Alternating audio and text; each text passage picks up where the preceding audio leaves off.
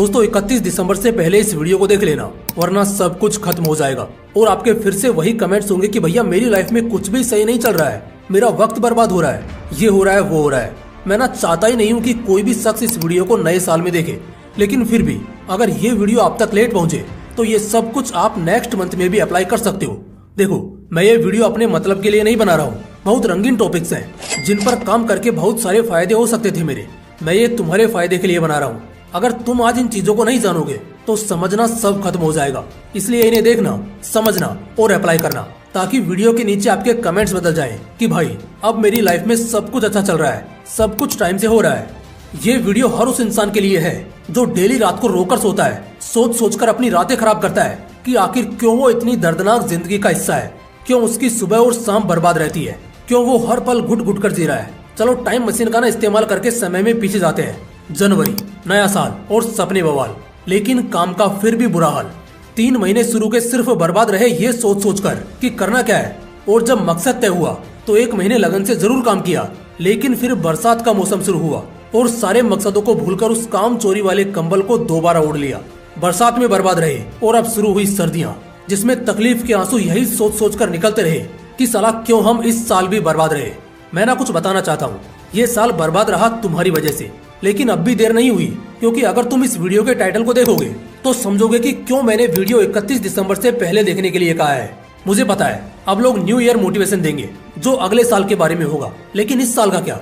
हर साल के शुरुआत में लोगों को मोटिवेट करते रहो और साल के आखिर में भी वो बर्बाद ही रहे, तो फिर किस काम की है ये मोटिवेशन? बात में वजन तो तब पड़ेगी ना जब मैं तुम्हारे इस बर्बाद साल को भी आबादी में बदल सकूं, एक नई जिंदगी में संवार सकूं। मैंने कहा ना, मैं चाहता ही नहीं हूं कि कोई भी शख्स मेरे इस वीडियो को नए साल में देखे। लोग तो खैर 1-2 साल बाद भी देखेंगे, लेकिन मैं ये चाहता हूं कि मेरे व्यूवर्स, जो लोग मुझको जानते हैं और जो लोग मुझको नहीं भी जानते, वो सारे लोग अभी इस तारीख यानी 31 दिसंबर से पहले इसे देखें। अभी मैं आपके साथ 8 बातें शेयर करूंगा, लेकिन उससे पहले ना कुछ बताता हूँ आपको, थोड़ी आग लगाता हूँ आपके अंदर। देखो भाइयों, जिंदगी अगर 100 साल भी जियोगे ना, तब भी आखिर के 30 साल और शुरू के 10 साल कोई काम के नहीं है, और बचे हुए 60 साल में से 30 साल तो सिर्फ सोने में गुजार दोगे। तो ये जो बचे हुए 30 साल है ना, वो बड़े कम है, बहुत कम समय बचा है दोस्त। शायद अगर गौर करो तो तुम्हारी रूह भी कांप उठे। और डरावनी बात यह है कि बचे हुए 30 साल में से भी ना एक एक करके तुम एक साल घटाए जा रहे हो। एक समय ऐसा आएगा कि जब कटोरा लेकर भीख भी मांगोगे ना, तो भीख भी नहीं मिलेगी। लेकिन अब क्या, मुझे पता है, चाहे होश में या फिर बेहोशी की हालत में ही सही, तुम सब अभी अफसोस के आंसू रो रहे हो, और तुम्हारे मन में ये सवाल भी उठ रहा होगा कि भाई अब क्या? चलो 11 महीने तो बर्बाद कर लिए, तो आखिरी महीने का क्या प्लान होगा? इस 1 महीने में क्या मैं सब कुछ सही कर लूंगा? क्या इस 1 महीने में मैं दुनिया जीत लूंगा? इस 1 महीने में मैं सब कुछ हासिल कर लूंगा? और क्या इस 1 महीने बाद मुझे कभी बर्बाद होने का अफसोस नहीं होगा? देखो, मैं तो जवाब के साथ तैयार हूँ, तुम बस जुनून के साथ तैयार रहना। हाँ, इस 1 महीने में तुम सब कुछ हासिल कर लोगे। हो सकता है शायद तुम दुनिया नहीं जीत पाओ, लेकिन खुद को जरूर जीत लोगे, अपने मन को जरूर जीत लोगे। और हाँ, ये भी बिल्कुल सही है कि 1 महीने बाद अफसोस और गिल्ट के आंसू नहीं, बल्कि सुकून वाली जिंदगी जियोगे।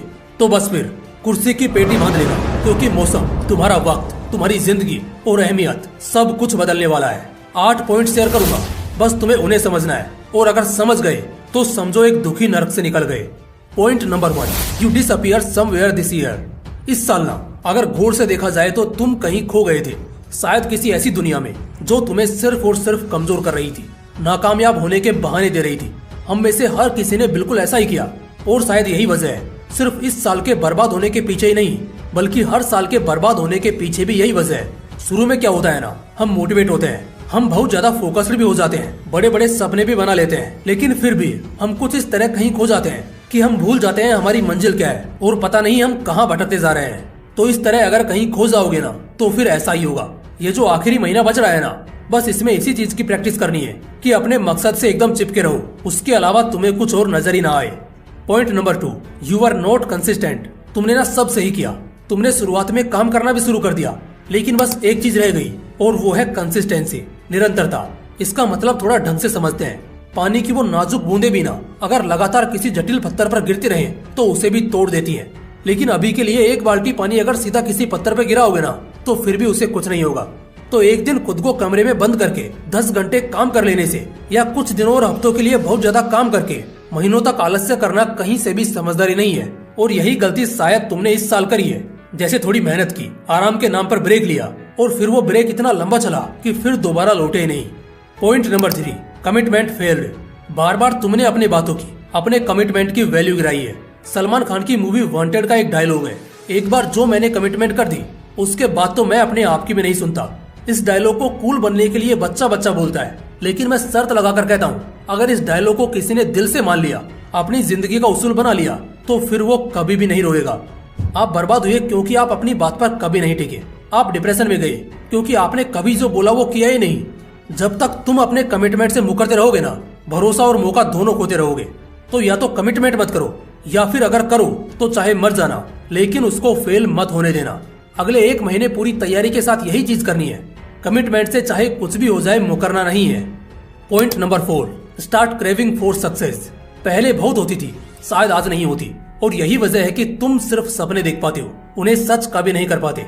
पता है वो क्या है? सक्सेस की क्रेविंग। जैसे दोस्तों के साथ चुगली करने का, मसालेदार और जंक फूड खाने का, बाइक राइडिंग का, किसी को परेशान करने का, इन सब चीजों की जितनी छटपटाहट होती है ना, जितनी क्रेविंग होती है, अगर उतनी ही क्रेविंग सक्सेस की होने लग जाए, अगर इतना ही मन हार्डवर्क करने का कर जाए, तो वक्त ही बदल जाएगा दोस्त। अगर ये क्रेव खत्म हो रहा है तो ये फिर तुम्हारे लिए बहुत बुरी बात है। बल्कि कामयाबी की क्रेविंग तो बहुत ज्यादा होनी ही चाहिए, क्योंकि बिना इसके आखिर कहां से तुम्हें कुछ भी मिलेगा या मिल सकेगा। Point number 5, run with aim. भाग तो हम सभी रहे हैं, मगर भीड़ में, किसी मकसद के लिए नहीं, किसी लक्ष्य या टारगेट के साथ नहीं।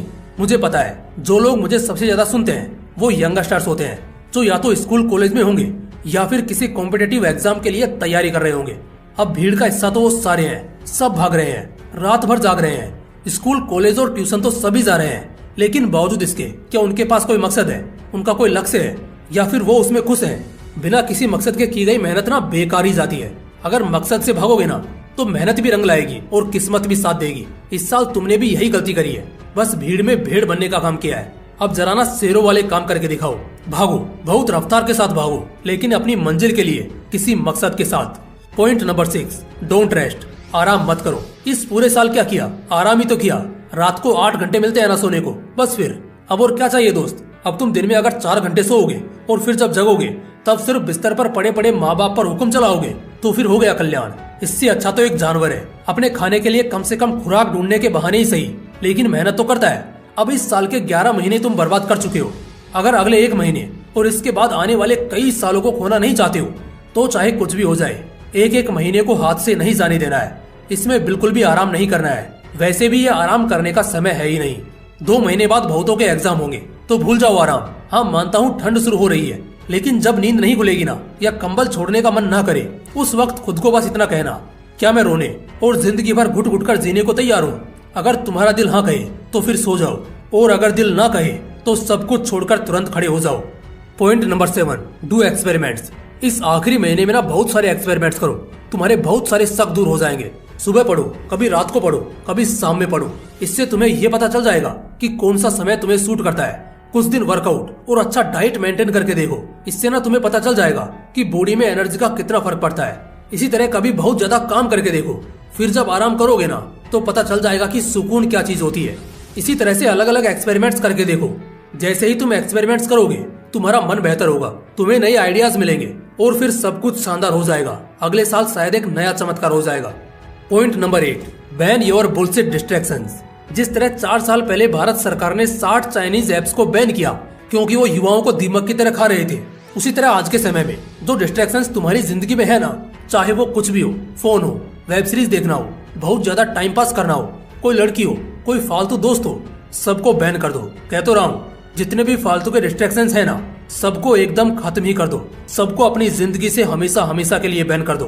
क्योंकि अगर तुम खुद देखोगे ना, जो बड़े और महान लोग होते हैं वो कभी ऐसी फालतू चीजें करते तुम्हें कभी भी नहीं दिख सकते। तो यही फर्क है जो एक तरफ आम इंसान को रखता है और दूसरी तरफ एक महान इंसान को। अगर महान बनना है तो ऐसे बकवास डिस्ट्रैक्शंस को हमेशा के लिए बैन करना ही होगा। दोस्तों, इस वीडियो को अपने भाई बहन या हर उस दोस्त के साथ शेयर करो जो अपनी जिंदगी बर्बाद कर रहा है। और हाँ, अगर वीडियो अच्छा लगा तो इसे लाइक करना। और हाँ, अगर आपने अभी तक इस चैनल को सब्सक्राइब नहीं किया है तो इसे सब्सक्राइब करके बेल आइकन जरूर दबा लेना। बाकी फिर मिलते हैं इसी तरह के एक और बवाल वीडियो के साथ। जय हिंद, जय श्री कृष्णा।